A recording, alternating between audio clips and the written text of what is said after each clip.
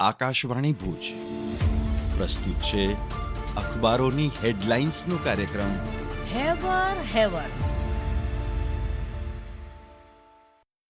નમસ્કાર, હું મનોજ સોની. કચ્છ મિત્રના છેલ્લા પાને સમાચાર છે કે ઉત્સુકતા ઉત્તેજના વચ્ચે ગ્રામ પંચાયતોને મળ્યા નવા સૂત્રધાર. કચ્છની 129 ગ્રામ પંચાયતમાં મોડી રાત્રિ સુધી વર્તાયો મતગણતરીનો ધમધમાટ. વિજેતા ઉમેદવારોને વાજતે ગાજતે વધાવાયા. નરમ ગરમ માહોલ વચ્ચે પંચાયતોને મળશે વહીવટદાર શાસનમાંથી મુક્તિ.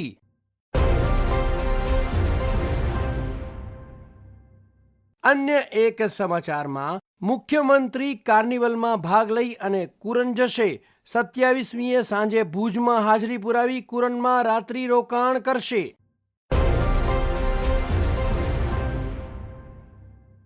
વધુ એક સમાચાર જોઈએ તો યજ્ઞ એ પર્યાવરણના પંચદેવોને પ્રસન્ન કરવાનું એકમાત્ર સાધન.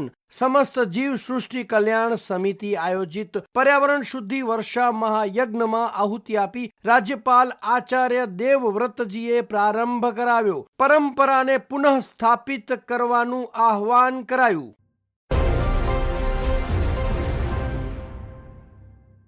વધુ એક સમાચારમાં જોઈએ તો એસટી વિભાગ દ્વારા જામ ખંભાળિયાથી માતાના મઢ કચ્છ સુધીની નવી એસટી બસ સેવાનો પ્રારંભ કરાયો છે. આ બસ રાત્રે 8:15 ખંભાળિયાથી ઉપડશે અને સવારે 7 વાગે માતાના મઢ પહોંચશે. માતાના મઢથી સાંજે 5 વાગે ઉપડશે અને વહેલી સવારે 5 વાગે જામ ખંભાળિયા પહોંચશે.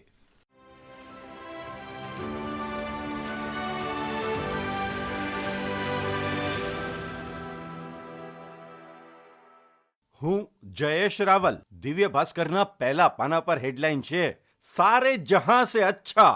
41 વર્ષ પછી અંતરિક્ષના પ્રવાસે રવાના થયો તિરંગો. નાસાના મિશનથી ભારતીય અંતરિક્ષ યાત્રી શુભાંશુએ બપોરે 12:01 ઉડાન ભરી. આજે સાંજે તેઓ 4:30 સ્પેસ સ્ટેશન પહોંચશે. અંતરિક્ષમાં પહોંચતા જ શુભાંશુ બોલ્યા, મારા ખભા પરનો તિરંગો જણાવે છે કે આપ સૌની સાથે છું.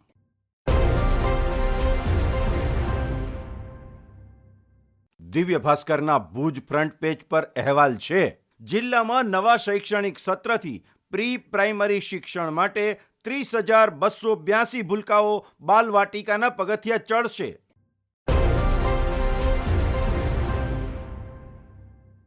દિવ્ય ભાસ્કરના ગાંધીધામ પેજ પર સમાચાર છે, ગાંધીધામમાં બીજી સ્ટેટ રેન્કિંગ ટેબલ ટેનિસમાં ચિત્રાક્ષ અને રાધાપ્રિયા ફેવરિટ. ટુર્નામેન્ટ માટે 8 સ્ટીગા ટેબલનો ઉપયોગ કરાશે.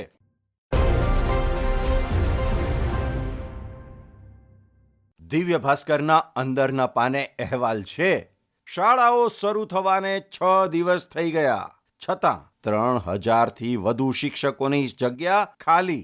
શિક્ષક વગરની શાળાઓમાં છાત્રોનું ભાવિ ધૂંધળું થઈ રહ્યું છે. પ્રવેશોત્સવ પૂર્વે શાળાઓમાં જ્ઞાન સહાયકોની ભરતી કરવાની લોકલાગણી.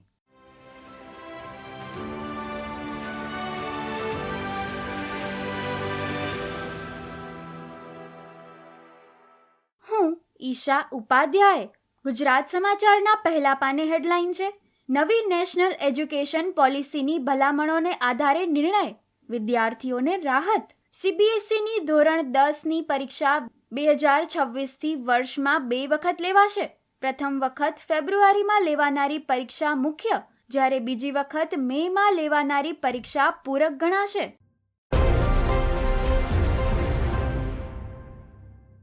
અન્ય એક સમાચારમાં પાલિકા પોતાના જ ઠરાવનો અમલ કરતી નથી. ભુજના વોર્ડ નંબર 1માં 2.5 વર્ષથી મંજૂર રોડ લાઇટ લગાડાતી નથી. પીજીવીસીએલે 4 વખત જાણ કરી છતાં નગરપાલિકા તંત્ર રસ લેતું જ નથી. ગુજરાત સમાચારમાં અન્ય એક સમાચાર છે, ડિગ્રી ડિપ્લોમા ફાર્મસીમાં નવો કાર્યક્રમ જાહેર. 3 જુલાઈ સુધી નવું રજિસ્ટ્રેશન. ધોરણ 12 સાયન્સ પછીની ડિગ્રી ડિપ્લોમા ફાર્મસી અભ્યાસક્રમોમાં પ્રવેશ માટેની સરકારની ઓનલાઈન કેન્દ્રીય પ્રક્રિયામાં નવો પ્રવેશ કાર્યક્રમ એસસીપીસી દ્વારા જાહેર કરવામાં આવ્યો છે. કોલેજોની મંજૂરીના અભાવે આ વર્ષે પણ પ્રવેશ પ્રક્રિયા ખોરવાઈ છે. 120થી વધુ કોલેજોમાંથી અત્યાર સુધીમાં 34 ફાર્મસી કોલેજોની રિન્યુઅલ પરમિશન કાઉન્સિલ દ્વારા આપવામાં આવી છે. નવા કાર્યક્રમ મુજબ 3 જુલાઈ સુધી નવું રજિસ્ટ્રેશન થશે, જ્યારે મોક રાઉન્ડ ફરીથી યોજાશે.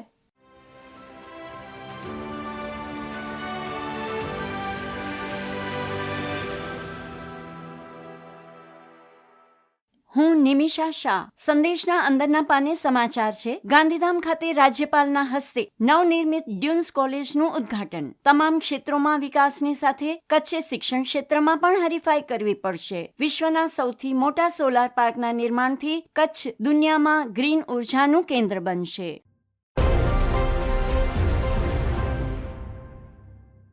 સંદેશના અંદરના પાને અન્ય એક સમાચારમાં કચ્છી નવા વર્ષ અષાઢી બીજે સીએમ ભુજમાં કાર્નિવલનું ઉદ્ઘાટન કરશે. વડાપ્રધાનના સભા સ્થળે નિર્માણ પામનારા સિંદુર વનમાં વૃક્ષારોપણ કરશે. તેમજ કુરનમાં શાળા પ્રવેશોત્સવમાં હાજરી આપી ભુજમાં હેન્ડબોલ ચેમ્પિયનશિપનો પ્રારંભ પણ કરાવશે.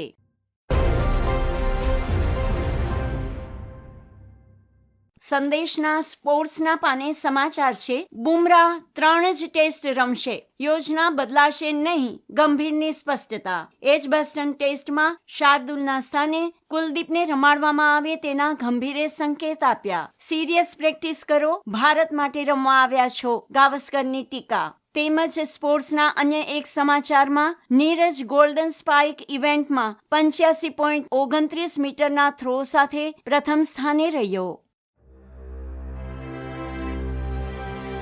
અખબારોની હેડલાઇન્સનો કાર્યક્રમ હેવર હેવર